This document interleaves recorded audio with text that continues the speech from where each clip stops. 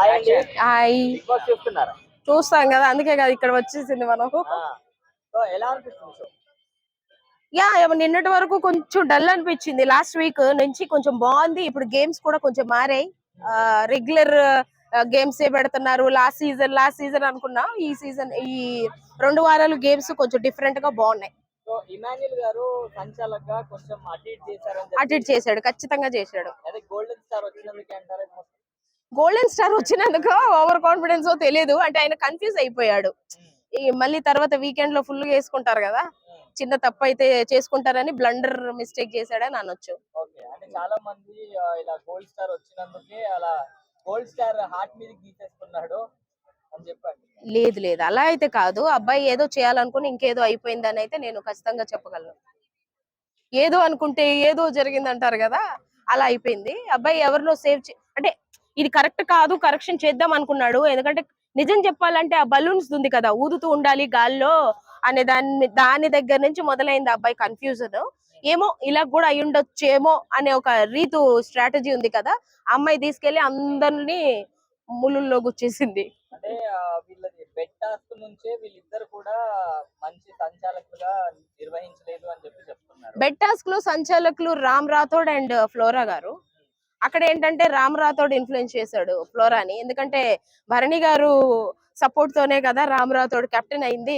So ఆ చిన్న ఇదితో Ram Rathod ఫ్లోరాని influence చేసేసాడు. లేదు భరణి గారికి ఇవ్వాలి అన్న ఒక ఉద్దేశంతో భరణి గారిని అవుట్ చేసి ఉంటే రామ్ రాథోడ్ ఆడియన్స్ దృష్టిలో ఇక్కడ ఉండేవాడు. బట్ అక్కడ భరణి గారి దృష్టిలో పడిపోతాడన్న ఉద్దేశంతో డెమాన్ పవన్ అన్నాడు. మనం అందరూ చూసాం డెమాన్ కన్నా ముందు భరణి గారి కింద పడ్డారని. అబ్బాయి ఇచ్చి ఉంటే ఆడియన్స్ దృష్టిలో పైకి వెళ్ళేవాడు. బట్ అబ్బాయి పాపం మెంటలీ చూసుకోలేకపోయాడు.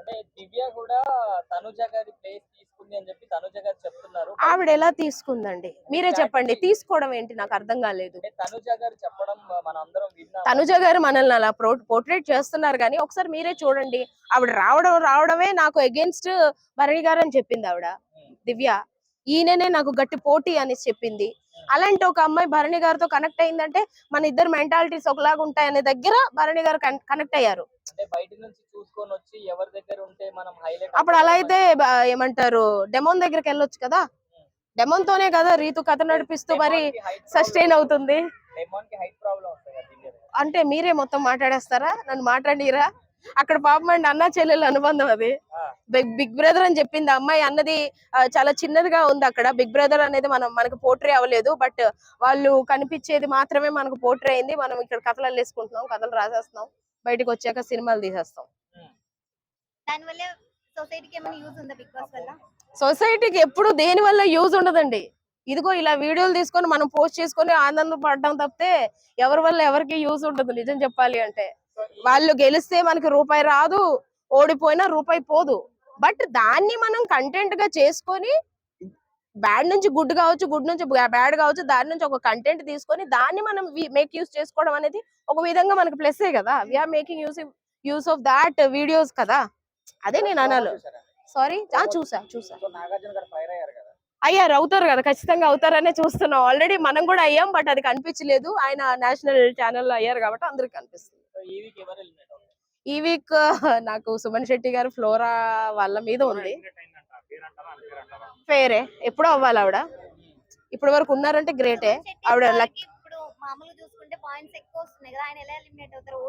ఎవరు అంటున్నాను కదా, ఫ్లోరా గారు అవుతారు. అది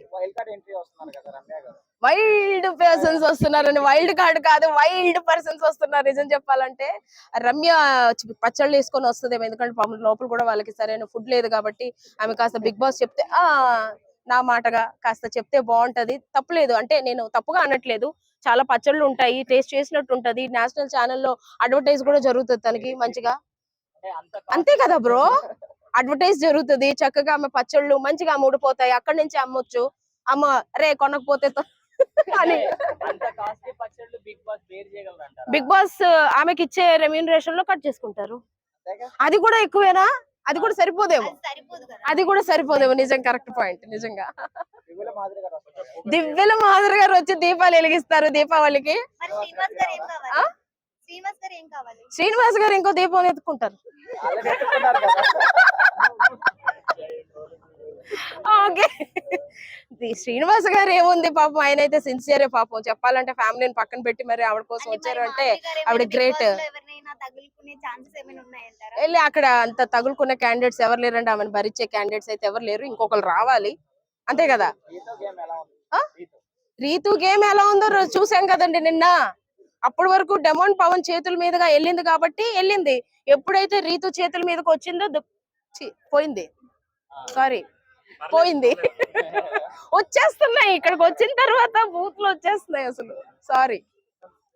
okay, thank you. Thank you.